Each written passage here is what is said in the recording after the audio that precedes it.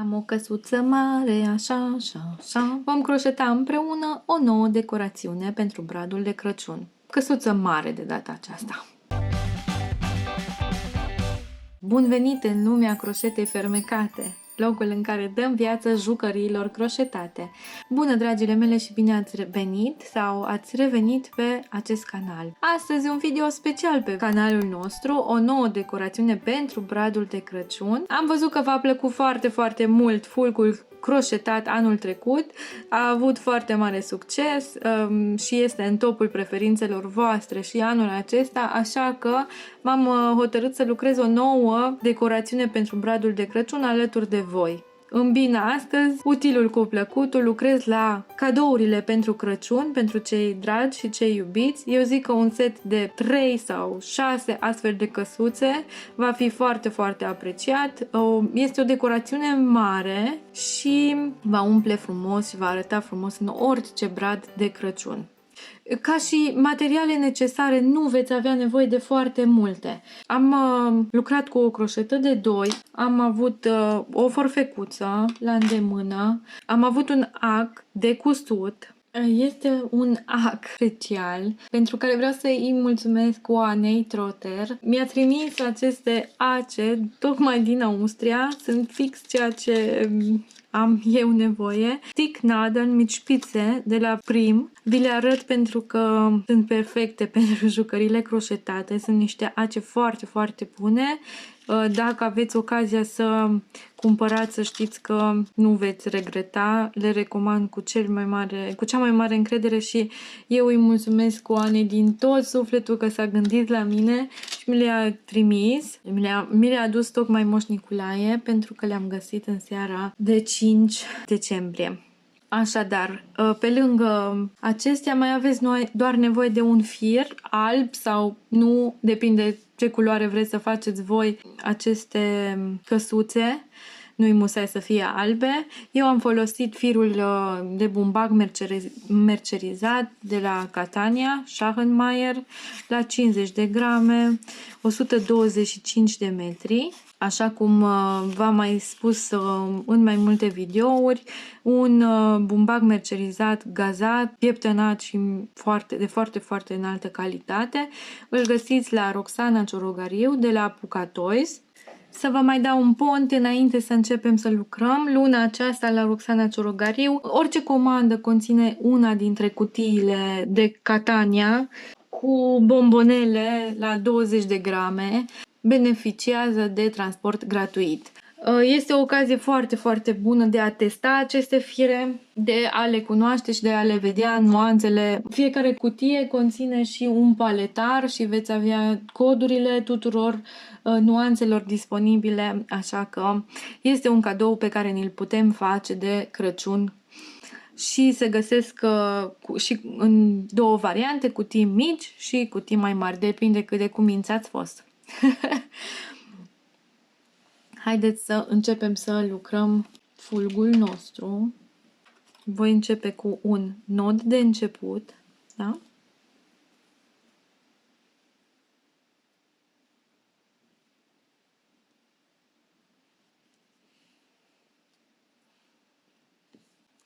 Și vom face un lanț de 39 de ochiuri de lanț.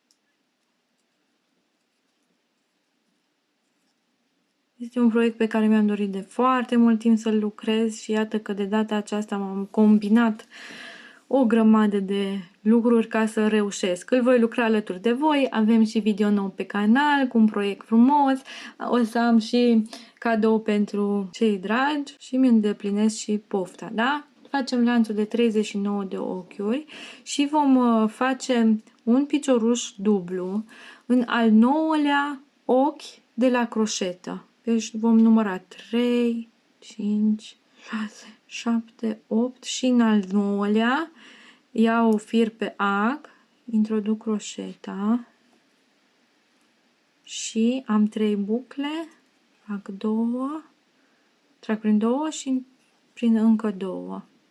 Da? Și acum voi face 2 ochiuri de lanț, voi sări 2 piciorușe, deci 2 ochiuri și în al 3-lea intru din nou și fac un picioruș dublu. Luasem deja firul pe croșetă, 1, 2, sar 2 și intru în al 3-lea.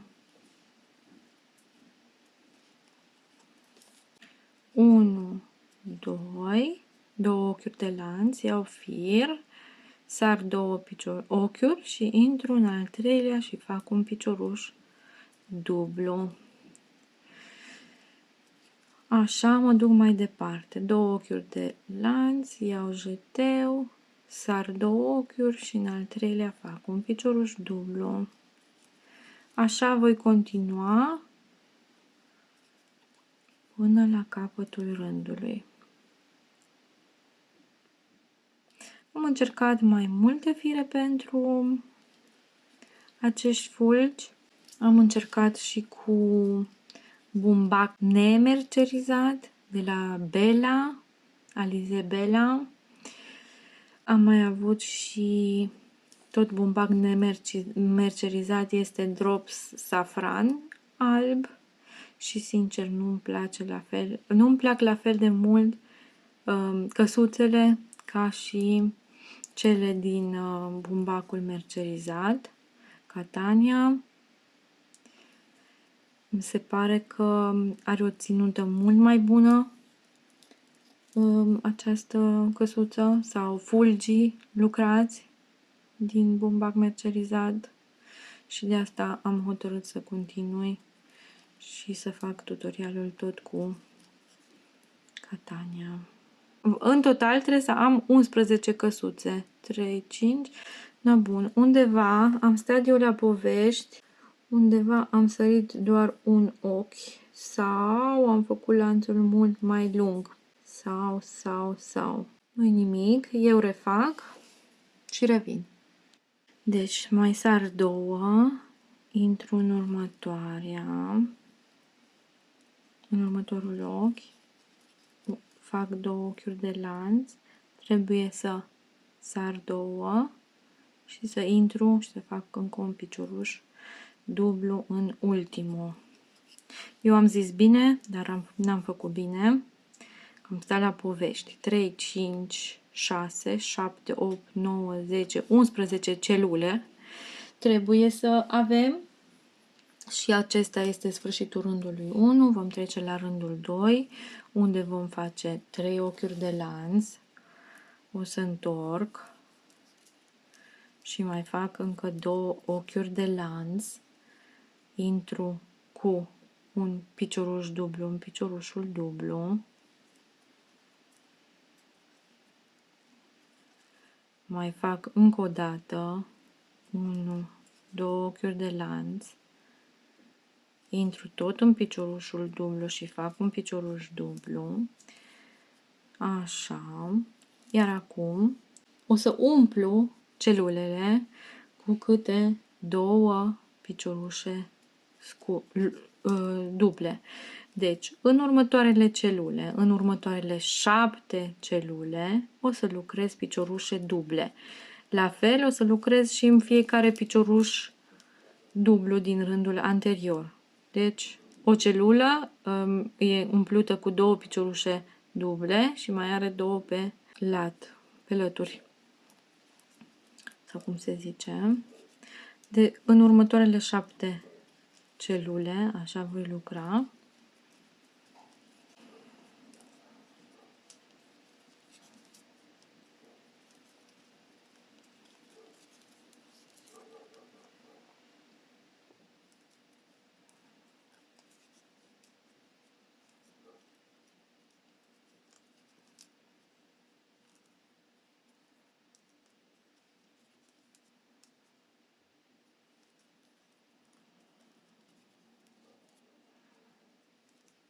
Un proiect de iarnă. Frumos, zic eu, util. O putoabă frumoasă chiar și pentru bradul nostru de Crăciun.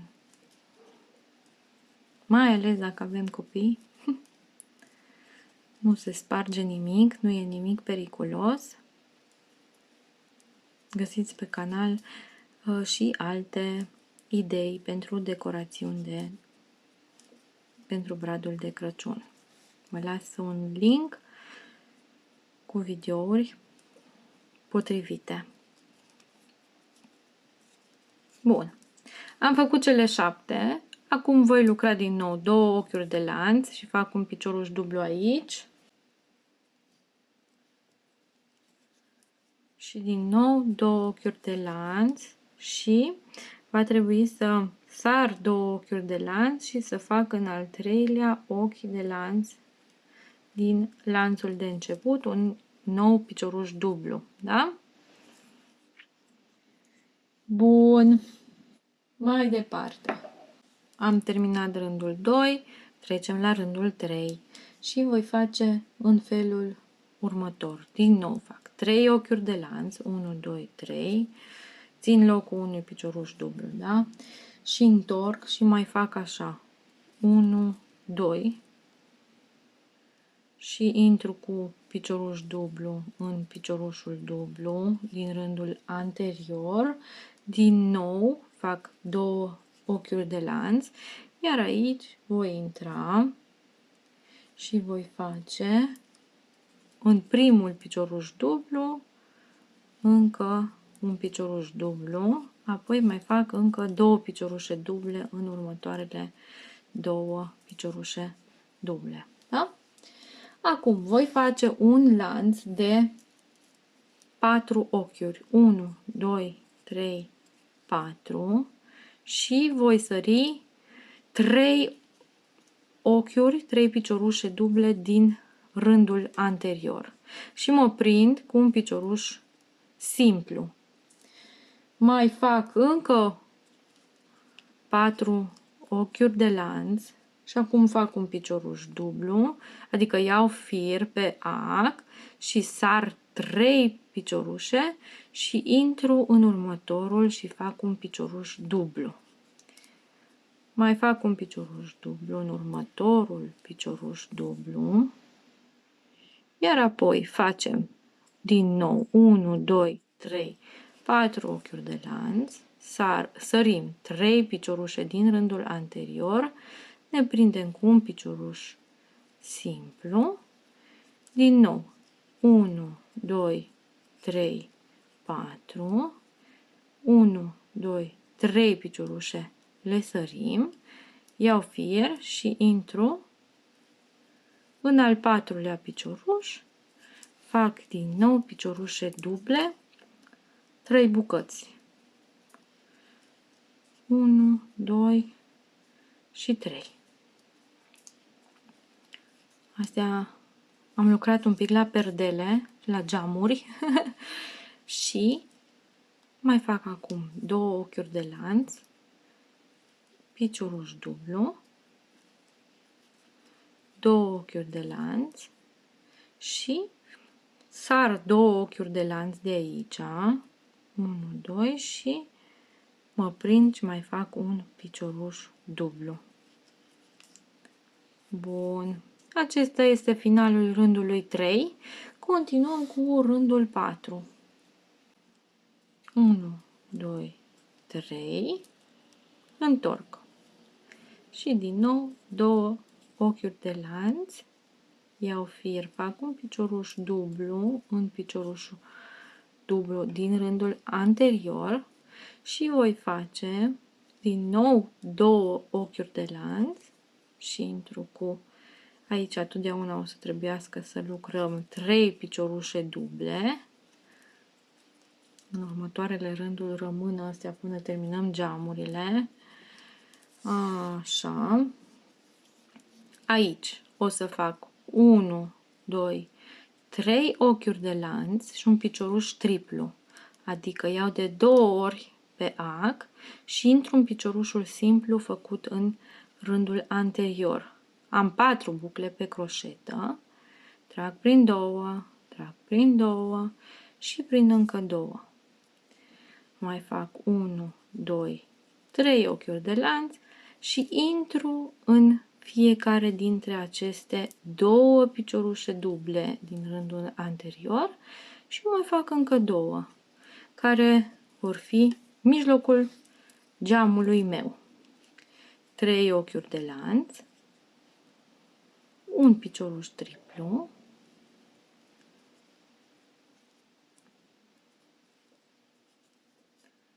trei ochiuri de lanț, 3 piciorușe duble în piciorușele duble din rândul anterior,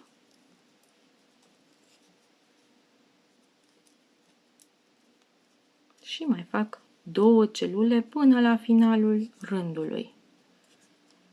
2 ochiuri de lanț, un picioruș dublu, 2 ochiuri de lanț, sar 2 și în al treilea mă prind. Am terminat și acest rând. Bravo! Următorul rând, rândul numărul 5, fac din nou 3 ochiuri de lanț, mă întorc, mai fac 2 ca să construiesc prima celulă, 2 ochiuri de lanț, fac aici 3 piciorușe duble, practic se repetă rândul 3.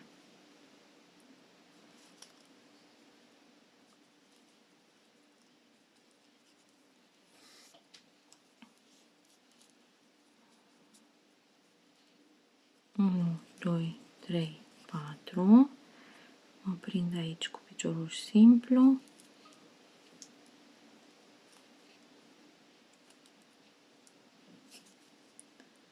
Unu, 2, 3, 4. Mă prind aici cu piciorușe duble. 2. 1, 2, 3, 4.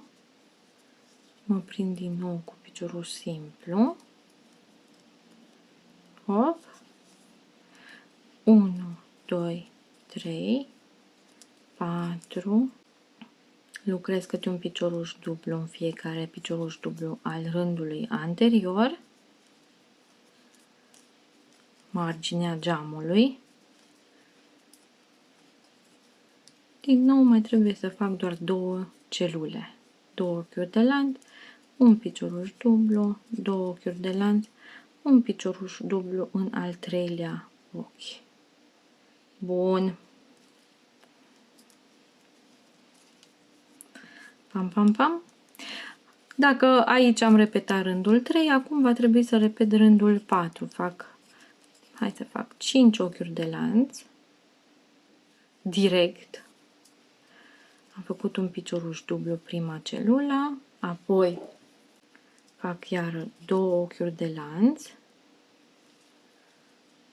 fac 3 piciorușe duble,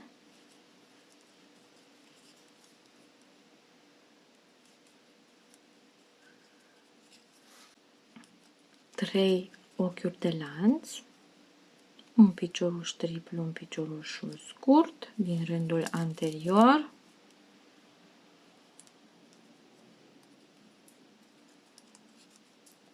unu, 2, 3, mă prind și fac 2 piciorușe duble în piciorușele duble din rândul anterior,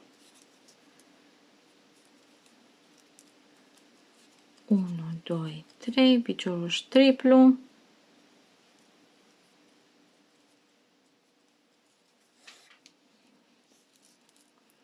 unu, 2, 3, am ajuns la marginea ferestrei, facem din nou 3 piciorușe duble,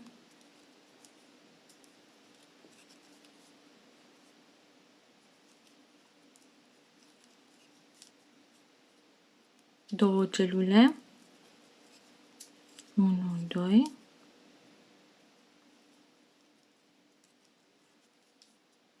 1, 2 și din nou un picioruș dublu.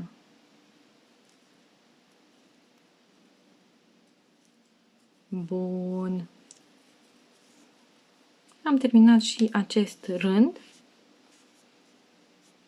Când îl vom bloca, îl vom așeza într-o poziție în care să-l ținem întins și să arate foarte, foarte bine. Da? Următorul rând vom încheia geamul. 1, 2, 3, 4, 5. Mă întorc. Fac un picioruș dublu în piciorușul dublu și creez prima celulă.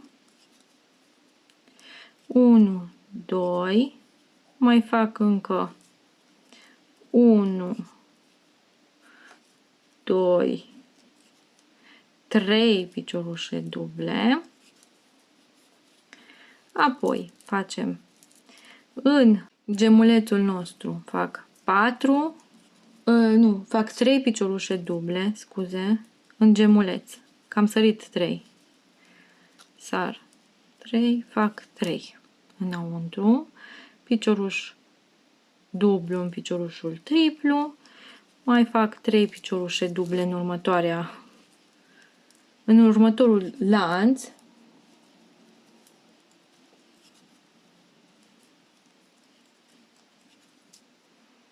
Apoi fac 2 piciorușe duble în piciorușele duble, da? Apoi din nou 3 piciorușe duble, 1, 2, 3, mai fac un picioruș dublu aici, în piciorușul triplu, 3 piciorușe duble în ultimul spațiu din geam și aici încă 3 în peretele geamului, da? Apoi 2 celule, 1, 2, 3, 2 ochiuri de lanț, pac, pac, și ultimele 2 celule înainte de a începe să lucrăm acoperișul.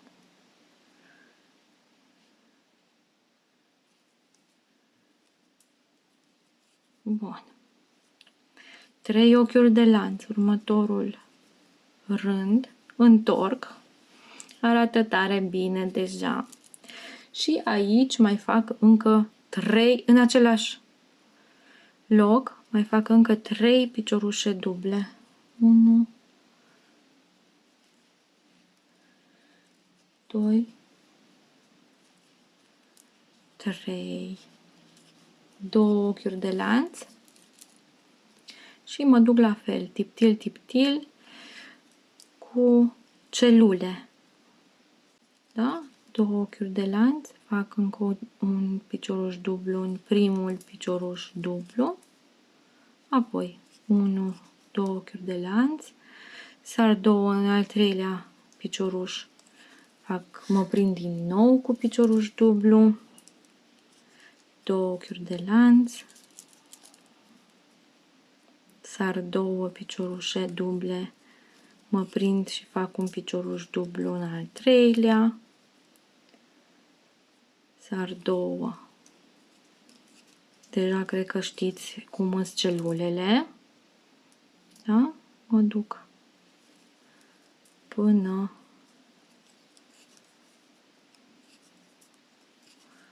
în capăt.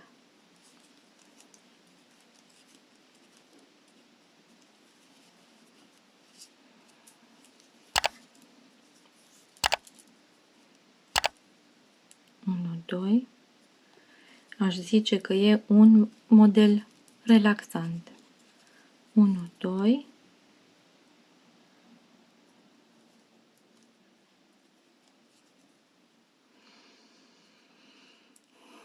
1, 2.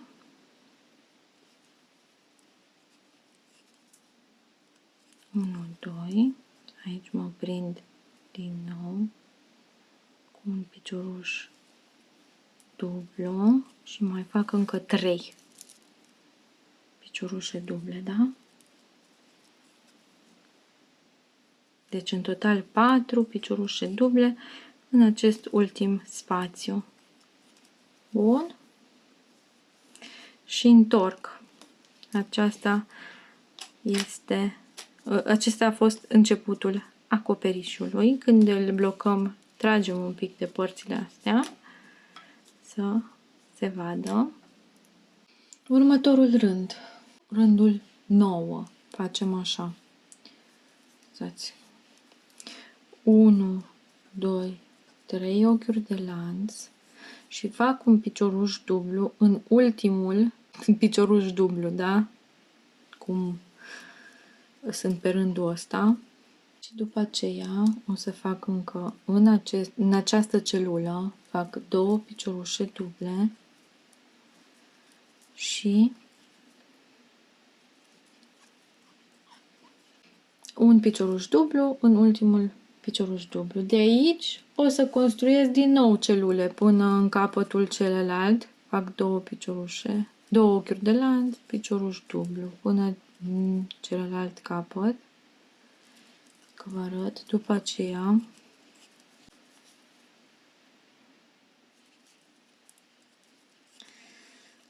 în timp ce lucrez alături de voi acest model, vă spun sincer că aud colinde în cap, deși nu mi-am pus să ascult, parcă am colinde în cap.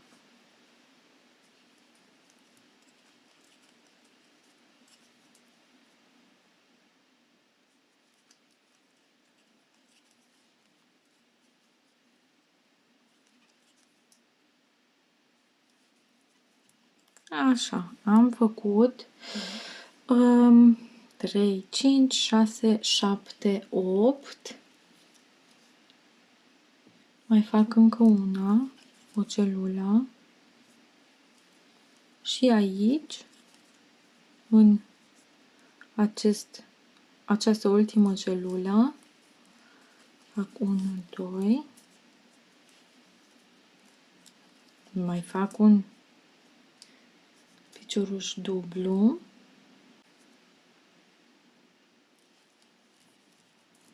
Și mai fac încă un picioruș triplu. Aici. Da? Am sărit și m-am dus până în ultimul și am făcut un picioruș triplu. Acum fac 3 ochiuri de lanț, sar tot ce am lucrat aici, toată umplutura asta a mea, o sar și intru în ultimul cu un picioruș dublu. Da? Umplu o celulă, umplu celula asta cu 1, 2 piciorușe duble, încă un picioruș dublu în piciorușul dublu al celulei din rândul anterior și aici iarăși încep și fac celule.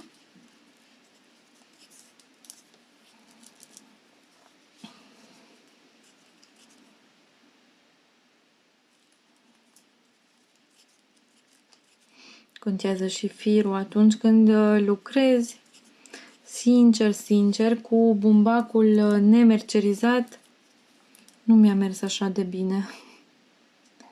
Nu alunecă la fel pe croșetă.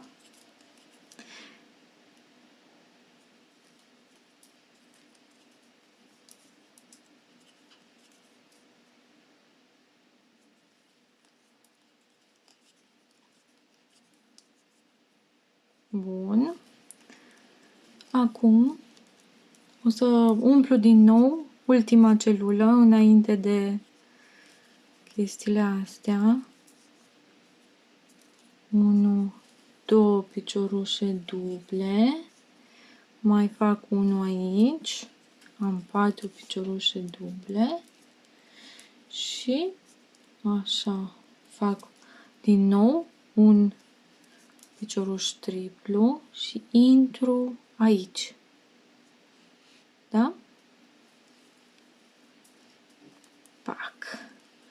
și mi se formează un acoperiș. Bun. Aici întorc. Asta mi-e fața. Am o căsuță mică, așa, așa, așa. Să văd dacă, mă verific un pic dacă m-am dus bine. Eu cred că da. Începem rândul cu 3 ochiuri de lanț. Așa. Și după aceea mai fac încă, aici e ocupat și mai fac încă 3 piciorușe duble. 1, 2 și 3. Și fiind hornul, fac și în următoarea celulă, intru din nou și fac 2 piciorușe duble și încă unul în picioruș. Abia acum mă duc cu celulele goale.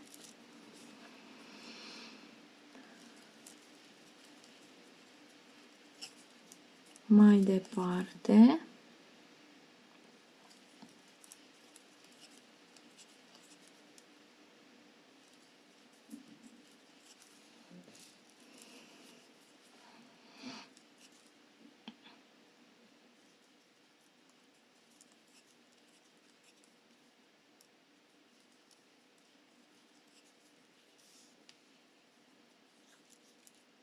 Am ajuns la ultima celulă goală, da? Și pe asta trebuie să o umplu și lucrez 2 piciorușe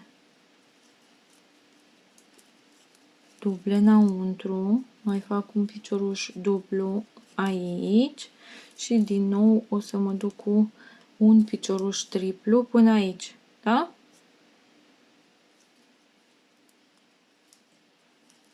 Bun. Arată binișor. 3 ochiuri de lanț. Începem următorul rând. Fac aici un picioruș dublu și aici din nou trebuie să umplu celula. Umplu cu 2 piciorușe duble și încă un picioruș dublu, un piciorușul dublu din rândul anterior. Apoi 2 piciorușe duble, 2 ochiuri de lanț, mă duc cu celule, da? 1, 2, fac celule, 1, 2, 1, 2.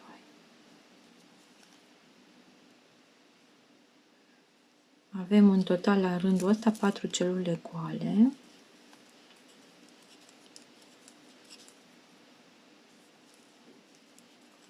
Am 4. Acum fac doar un ochi de lanț. Sar un picioruș și fac aici 1, 2, 3, 4 piciorușe duble și al 5-lea în ultimul loc unde era ochiul de lanț, da? Sau ce erau, da. Aici la capăt, deci am 5 piciorușe duble. Fac din nou un lanț de 3 ochiuri și mă întorc. Pe ăsta nu-l mai lucrez. Lucrez 1, următorul, iară 3 piciorușe duble, 2 și 3. Fac 3 ochiuri de lanț și mă prind aici. Apoi fac un picioruș alunecat în găurica asta și încă un picioruș alunecat aici. Da? Aici voi face 3 ochiuri de lanț și fac un picioruș dublu aici, în piciorușul dublu din rândul anterior. Urmează să fac 2 celule goale.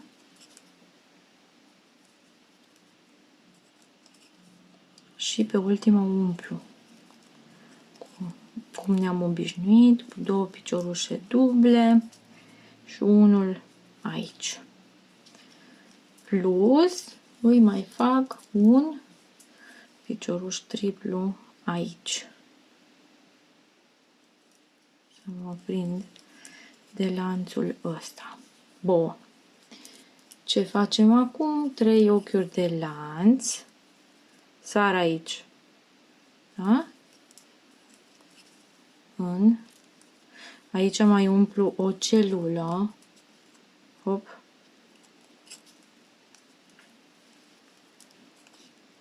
Asta e ultima celulă umplută. Și aici o să mai fac un picioruș dublu. Și mă prind de lănțișorul ăsta. După care 3 ochiuri de lanț și mă întorc și mă mai prind o dată aici. Da? Și am terminat de croșetat aici partea asta de căsuță. Acum, ce voi face? Mă voi duce cu piciorușe scurte de jur împrejurul căsuței mele. Când o voi prinde cu ace și o voi trage și o voi întinde un pic, o să se așeze și mai frumos. Pe final, ce voi mai face este să-l intru și să fac piciorușe simple. O să fac 3 piciorușe simple de-a lungul acoperișului în fiecare celulă și intru și așa în binările astea, că nu știu cum să le zic. Da? Aici. Acum, de fapt, știți ce? Depinde de... Eu zic, nu, cum credeți voi? Eu așa fac. Cam 3-4 pe celulă de acoperiș. Se vede destul de bine, să nu fie nici mult prea aglomerate celulele. Să le dăm un contur. Cam asta trebuie prin aceste piciorușe simple. Da? Țac, pac, pac. Arată frumușel. Și așa mă duc și aici. Mă duc un pic. 2, 3. Nu insist. Și aici. 1. Aici pe celule de la căsuță, din partea de jos, intru de 2 ori în fiecare celulă și o dată în piciorușele. Da? Astea. Mergem așa cu piciorușe scurte de jur împrejur, după ochi, să-i dăm un contur estetic. Bine? Am făcut o tură. Aici am lucrat puțin peste firul de început și îl pot tăia liniștită. Am făcut un rând de piciorușe duble. Dacă doriți, puteți să mai faceți un rând de piciorușe alunecate. Nu, am făcut un piciorușe scurte, scuze, cred că am zis duble, că am făcut destul de multe duble, da? Piciorușele alunecate sunt așa, am 2 și trag. Nu mai iau ca la cele simple când iau și fir și trag prin amândouă. Intru cu croșeta și trag amândouă și trag unul prin celălalt, cum ar veni, da? Astea sunt piciorușe alunecate. Voi face, e mai simplu acum că avem piciorușele scurte și voi face din nou de jur împrejur o margine și care finisează și mai mult și conturează și mai mult căsuța noastră, da? Aici mai am încă una gata, mai fac una și am un cadou drăguț, dacă nu cumva mi-l confiscă băieții mei. Da, la final am făcut așa o agățătoare din la ultimul ochi, cu un nod și securizat bine. Sper să vă placă proiectul, sper să vă fie de folos, să îl puneți în brăduțul vostru, să îl faceți cadou. Ce mai lipsește? Să îl blocăm și să îl... De fapt, ori îl blocăm cu gelatină, ori cu aracet, ori cu fixativ. Am auzit și varianta aceasta. Vă las un video unde puteți vedea ce am făcut eu cu fulgii.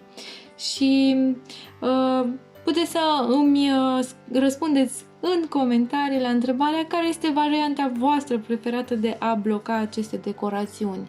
Vă pup și pe data viitoare. Pa, pa!